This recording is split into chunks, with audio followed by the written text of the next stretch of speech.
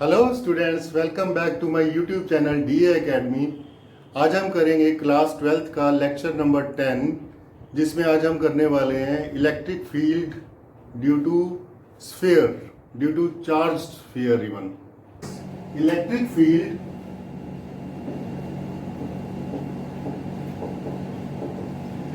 Field E vector due to charged sphere,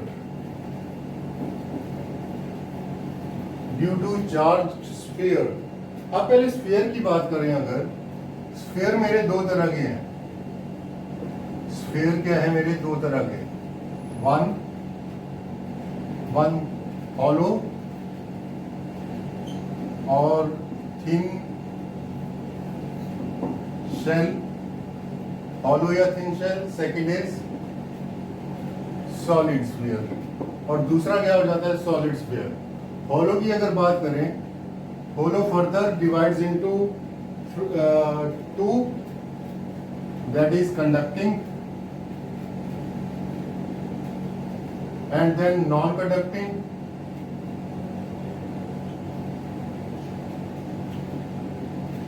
similarly solid is also conducting and non conducting. ये भी क्या हो जाते हैं? कंडक्टिंग हो जाते हैं और नॉन कंडक्टिंग हो जाते हैं।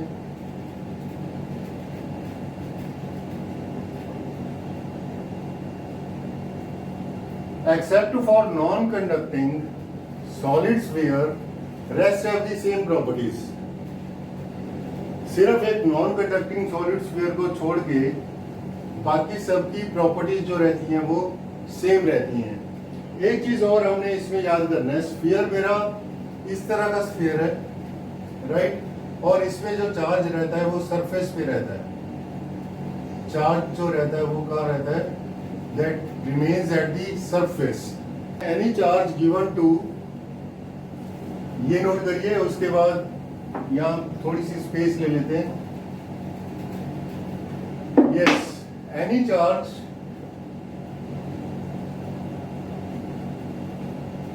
given to a conductor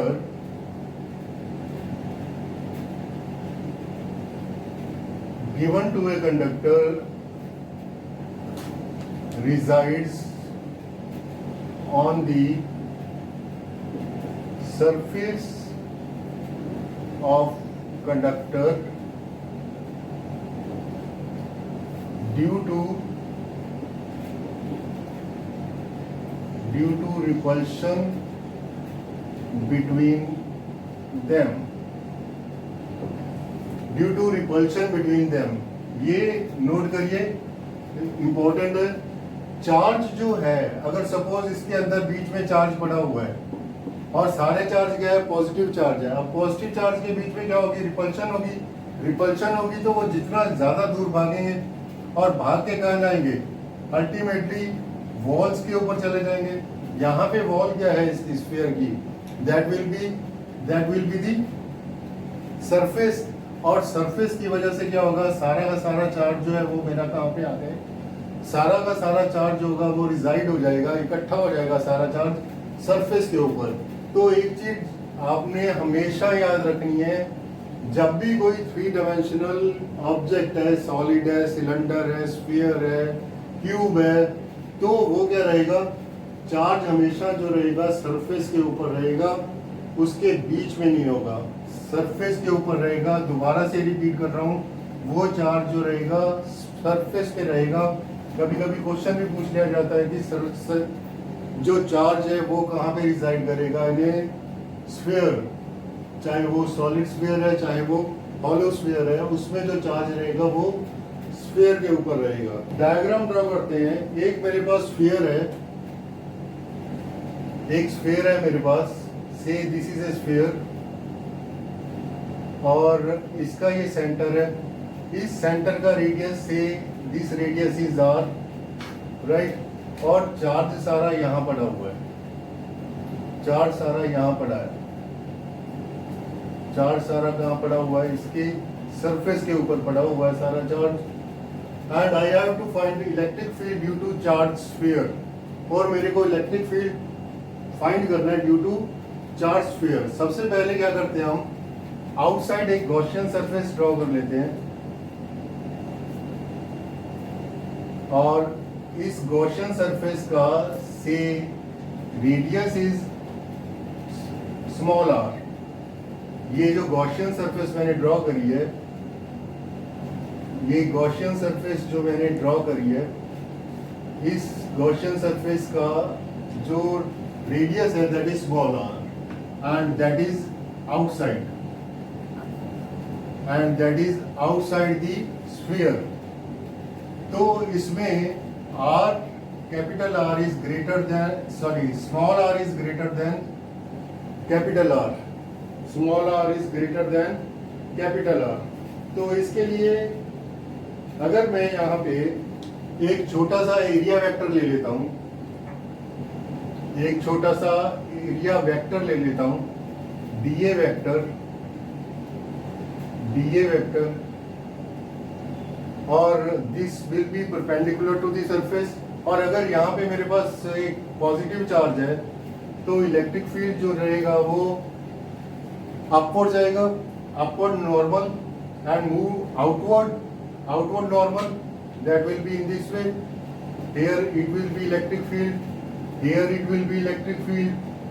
यहाँ पे भी मैं अगर एक डीए वेक्टर ले लेता हूँ, सिमिलरली यहाँ पे एक डीए वेक्टर ले लेता हूँ, right. So in this way ये क्या रहेगा मेरे पास, आउटवर्ड नॉर्मल रहेगा because it is a positive charge, और अगर नेगेटिव चार्ज होता तो इनवर्ड नॉर्मल रहता। यहाँ पे भी मैं एक डीए वेक्टर ले लेता हूँ, similarly here also I take one.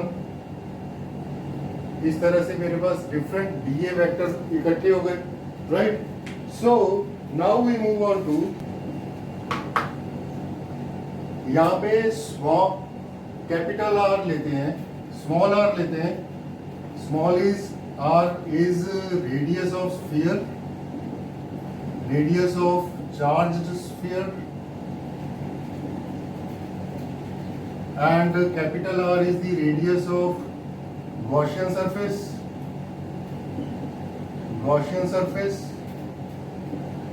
और एक चीज हमें याद है, sigma is what, surface charge density. Surface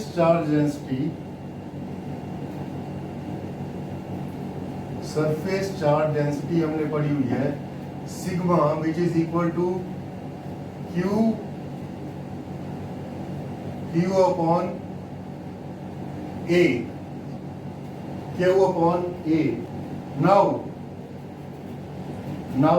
electric flux phi is equal to E vector dot dA vector, इन दोनों की इंटीग्रेशन, क्लोज इंटीग्रेशन। तो dA क्या है, यहाँ पे दोनों एक ही डायरेक्शन में है, इलेक्ट्रिक फील्ड भी इस डायरेक्शन में है और यहाँ पे डीए वेक्टर भी इसी डायरेक्शन में है। तो theta is 0, so it will become E D A cos 0 degree and cos 0 is equal to 1, so this will become something like E D A, और इसकी इंटीग्रेशन, और अगर इंटीग्रेशन डीए की करते हैं, डीए एंड सो ऑन, तो ये हो जाएगा मेरे पास E A which will be the area of what, area of the sphere. आगे चलते हैं इसके बाद। So phi is equal to E into 4 pi R square. तो यहाँ पे क्या हो जाएगा, E into 4 pi R square. Give it number 1, इसको नंबर 1 दे देते हैं। आगे चलते हैं हम, from Gauss law phi net will be equal to Q inside upon epsilon naught, and Q inside क्या हो जाएगा यहाँ पे, Q inside will be sigma अभी हमने सिग्मा पढ़ा है, सिग्मा पढ़ा है is equal to Q inside upon epsilon naught, sorry upon area. तो यहां से क्यू की वैल्यू किसके बराबर हो जाएगी, that will be sigma into A. So Q will be equal to sigma into A upon epsilon naught is equal to 4 sigma into 4 pi capital R square upon epsilon naught. So this will be your finite, इसको number 2 दे देते हैं, right. So equating 1 and 2, उसके बाद equate करते हैं दोनों को। अब देखिए ये भी फ्लक्स है और ये भी फ्लक्स है। सो दोनों इक्वेट होने के बाद equating 1 and 2, this will be E4 pi R square is equal to sigma 4 pi capital R square upon epsilon naught. 4 pi cancels out and then you are left with, इसको मिटाते हैं यहां से, then you are left with E is equal to sigma R square, ये R नीचे जाएगा, R square upon epsilon naught square. अब देखिए यहां से सिग्मा कांस्टेंट है, आर स्क्वायर भी कांस्टेंट है और एप्सिलॉन भी कांस्टेंट है। सो यहां से मेरे पास हो जाता है E is inversely proportional to R square. E क्या हो जाता है, inversely proportional to R square. यहां से E क्या हो जाता है, इनवर्सली प्रोपोर्शनल हो जाता है आर स्क्वायर के। आगे चलते हैं। अब अगर ये चार्ज है मेरा यहाँ पे, ये चार्ज, सारा चार्ज इकट्ठे होने के बाद इसको मैं नाम दे देता हूँ plus Q charge, capital Q charge. यहां तक ये नोट करिए सारा, उसके बाद चलें, उसके बाद आगे चलें। Yes, now let Q be the total charge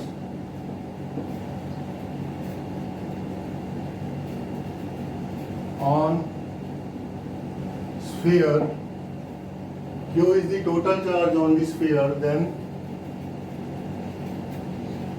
from Gauss law, phi is equal to Q inside upon epsilon naught। और Q इनसाइड क्या है, yes this will be equal to Q by epsilon naught. इसको हम number 3 दे देते हैं, this is 5। अब मेरे पास first equation क्या थी, फर्स्ट इक्वेशन मेरे पास है E is equal to, first equation है मेरे पास E phi is equal to, phi is equal to E4 pi R square, right. This was my first equation. अब हमने क्या करना है, दोनों को इक्वेट करना है। इक्वेटिंग 1 एंड 3, अब दोनों को इक्वेट करना है। इसको मिटा दें जरा यहां से,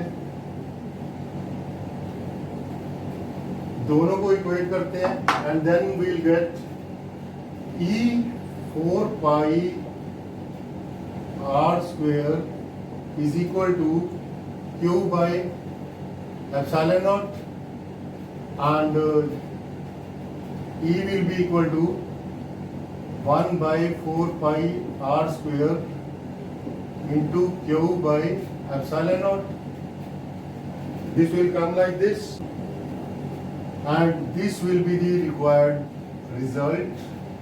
This will be the required result here.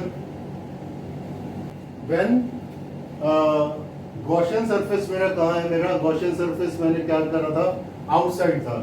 When Gaussian surface is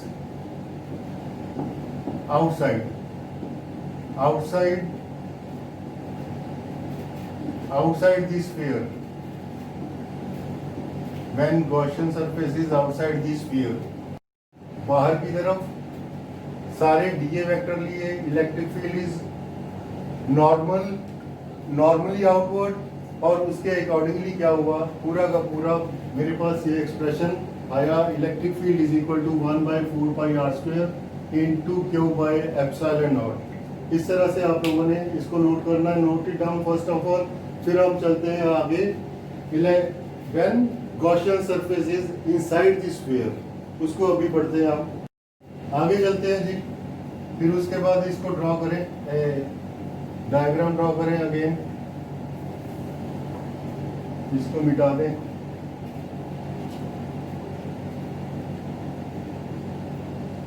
इसको मिटा दें जरा यहां से। अब यहां पे चार्ज पड़ा हुआ है, charge is here, charge is here, right. और गॉसियन सरफेस अब मैं बनाता हूं,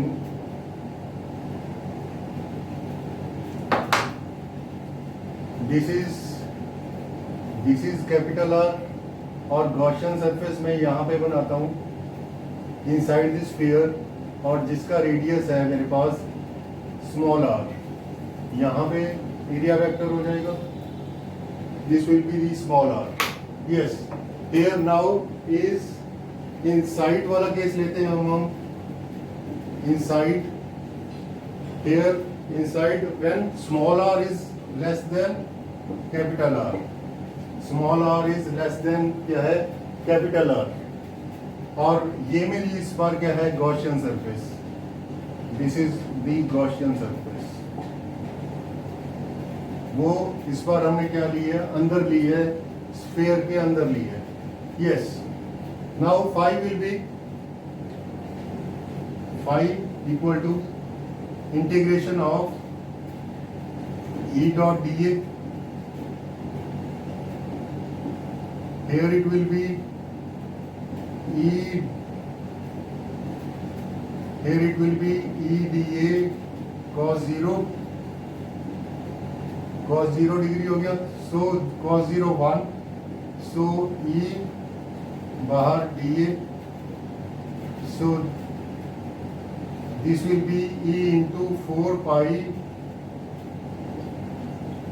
r square, so this will be 4 pi r square, so this is the finite, इसको नंबर 1 दे देते हैं। सिमिलरली फ्रॉम गॉस लॉ,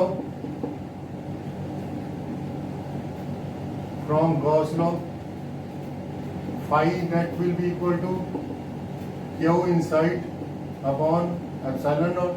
अब क्यू इनसाइड क्या है, यहाँ पे हमने पढ़ा हुआ है कि अगर क्यू इनसाइड क्या रहेगा, 0 स्फीयर के केस में। क्यों, सारा का सारा चार्ज कहाँ रहता है, सरफेस पे, राइट, सारा चार्ज सरफेस पे रहता है, तो क्यू इनसाइड क्या हो जाएगा, 0। इसको नंबर 2 दे दो, सो फाइनाइट, सो यहां से दोबारा से इक्वेट कर देते हैं, इक्वेट 1 and 2, तो मेरे पास रिजल्ट आएगा